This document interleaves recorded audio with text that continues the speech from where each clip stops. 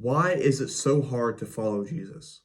Why is it so hard to follow his commandments, to follow the Bible? Why is this hard? Why is it hard to do this? Well, one of the reasons is not being able to conform to the world. Because Romans 12:2 says, "Do not be conformed to this world, but be transformed by a renewal of your mind, that by testing you may discern what is the will of God, what is good, acceptable, and perfect." Following Jesus is not conforming to the world. It's not seeking the pleasures, the validation, the things of this world. It is rejecting that. But it goes deeper than this. It is standing or sinking and not swimming. What this means is you cannot be swimming. There's only standing and sinking. And I'm going to explain this, what this means. So I was reading in Matthew 14 the other day about how Jesus sent his disciples out on a boat. And when they're on this boat, a storm hit and they were terrified. They were scared. They were about to die. And Jesus walked out on the water and appeared to them. Jesus showed himself to them. The disciples got on a boat without Jesus. We often do things as well without Jesus. Okay? Matthew 14:24 says this, "But the boat by this time was a long way from the land, beaten by the waves, for the wind was against them." Disciples were in their boat, and it was getting destroyed by the waves. It was getting cast around, thrown around, destroyed, water was coming in. Water was sinking the boat, and they were freaking out. They were panicking, right? Our boat or our lives can often get cast around by the world if we don't have Jesus in it. Jesus and the boat are going to be our two main focus points on this video, because Jesus was not in the boat, and what was happening to the boat? It was being destroyed by the waves, cast to and fro. It was being rocked heavily. It was tipping over. It was rocking. Our lives can also be like this. Our lives can also rock back and forth. It can be tossed around when Jesus isn't in our life, when Jesus isn't in our boat. Matthew 14:25, the next verse says, "And in the fourth watch of the night, he came to them." And in the fourth watch of the night, in the middle of the night, when the disciples were getting cast around, when they were about ready to die, Jesus appeared to them. Jesus came to them. Jesus came to the disciples when they needed him most. Just as Jesus comes to us when we need him most.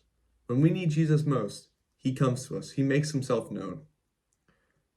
Matthew 14:27 says, "But immediately Jesus spoke to them, saying, 'Take heart, it is I. Do not be afraid.'" Jesus was there watching this all go down. The disciples were freaking out. They were panicking, right? I don't have this verse written down, but they called Jesus a ghost. They were thinking he was a ghost, right? In our lives, we can be tossed around by the waves, by the world, by anxieties, by depression, by stresses, by all these bad things. And all Jesus is doing is saying, "Take heart, do not be afraid. I am here with you. I am here with you. And all you have to do is accept me, into your boat, is let me come into your life, make it new." Jesus was with the disciples at the worst time for the disciples, right? They were being destroyed. And all Jesus was doing is sitting there because he knew this was all going according to plan. Jesus made himself known. Jesus makes himself known when we need him most. The disciples needed a miracle. They needed someone to come and save them because they were surely going to die. They were surely going to be destroyed. Their boat was breaking at this point. And Jesus was standing there, and he made himself known by saying, "Take heart, it is I." He gave them encouragement. He said, "Do not be afraid. I am here with you." Matthew 14:28 says, "And Peter answered him, Lord, if it is you, command me to come to you on the water." Peter had faith in Jesus in this distressing time. Think about that. Imagine this. You're on a boat about ready to die, all right? And your friend Jesus comes over to you, standing on the water, and says, "I am here, do not be afraid." And your instant thought is to get out of the boat, the only thing keeping you alive, and go to him. The only thing keeping you safe from the water. Because Peter and many people at the time didn't know how to swim. Because think of it, back in Jewish culture, the waters were considered Sheol. They were considered the depths. They were dangerous. No one wanted to be around them. They were considered outer darkness. The water was mysterious. No one knew anything about what was in the water, what was on the depths of the water, because they didn't have the technology we have today. They didn't know what was down there. They knew there were fish, and fish were tasty, so that's all they did was fish on the water. They didn't explore it. And here's Peter saying, "Lord, command me to walk out on the water. Command me to you." He didn't know how to swim, but by faith, he walked out. By faith, he stepped out of his current situation. He stepped out of the only thing keeping him alive. And by faith, he came to Jesus. We have to have faith like this in distressing times. We have to be willing to step out of our boat, step out of our lives, and walk to Jesus. It might seem scary. It might seem like we're going to die. Maybe not that severe, but it might seem like, I don't know if I can do this. But we just have to have faith and keep going, just like Peter. Matthew 14:29 said, he said, "Come." So Peter got out of the boat and walked on the water and came to Jesus. By faith, Peter stepped out of his boat. By faith, we need to step out of our situation, the storm of this world, and answer and trust in Jesus calling to us when he says, "Come."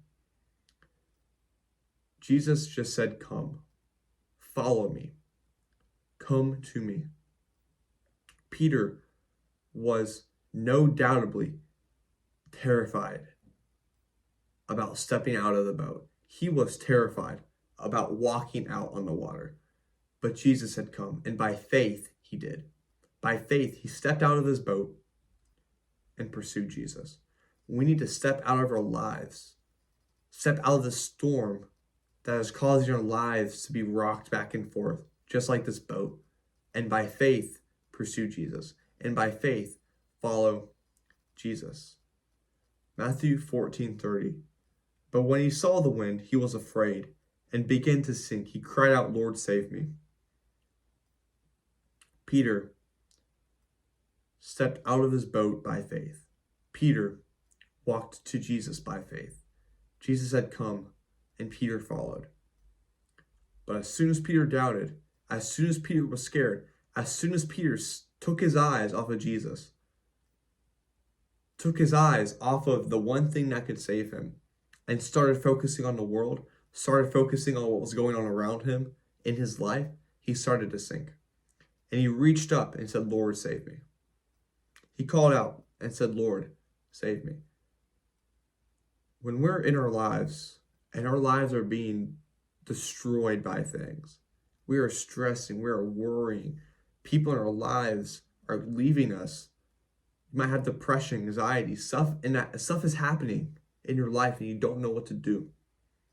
And when Jesus is calling you to come out by faith and you step out of your life, but then you start to focus more and you start to think about these things, when you're stepping out and walking to Jesus, you'll start to sink. Because thinking and giving your worries to Jesus is one thing, but doing that, then going back to where you were, is another. Because Peter stepped out of the boat, went to Jesus. As soon as he stopped focusing on Jesus, as soon as he stopped thinking about him, he started to sink, right? As soon as we stop thinking about Jesus, when we're going through crap, as soon as we push all that religious stuff, church, all that stuff to the side because it's a waste of time, right? When we do that, because I'm too worried, I'm too busy for that. I'm too stressed to go to church. I don't want to go to church because people there don't like me. I don't want to do that because something bad might happen. As soon as we start to push Jesus out of our life, we start to sink, just like Peter. Because Peter stopped focusing on Jesus. He doubted, and then he sunk.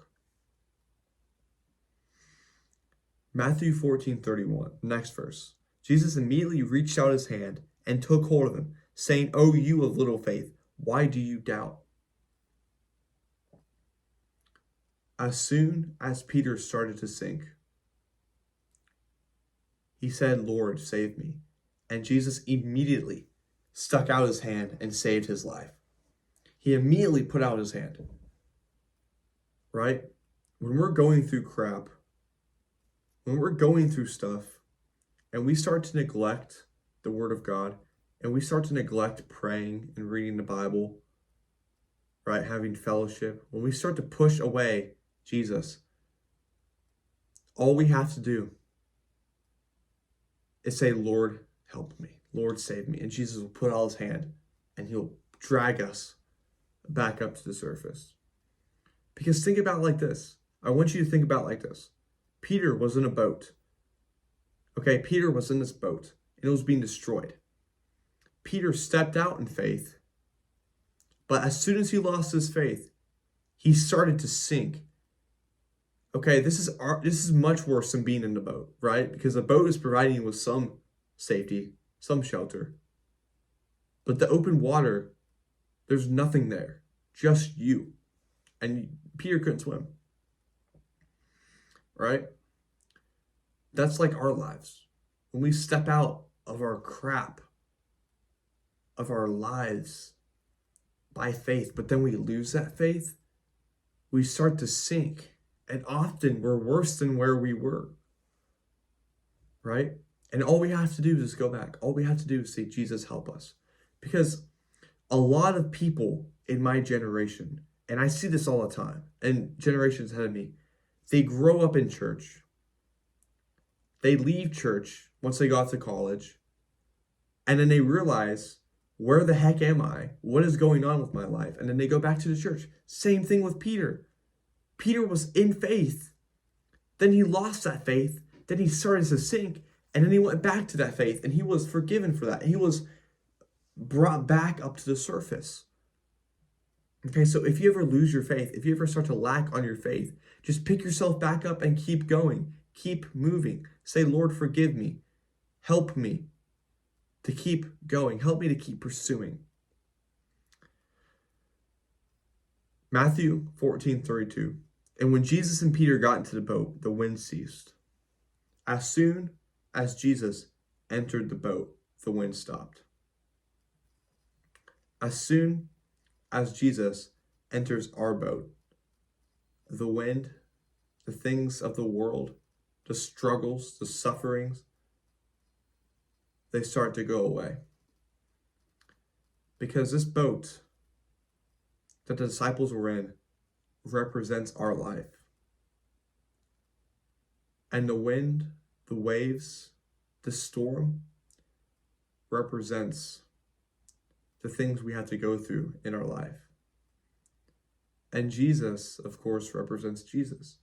Jesus is standing there waiting to be let in, waiting for us to stick out our hand and say, "Lord, save me," waiting for us to walk out by faith to welcome him in our boat, welcome him in our life, because Jesus is standing there waiting for us to finally look to him, to finally let him in our life, to finally let him in our boat.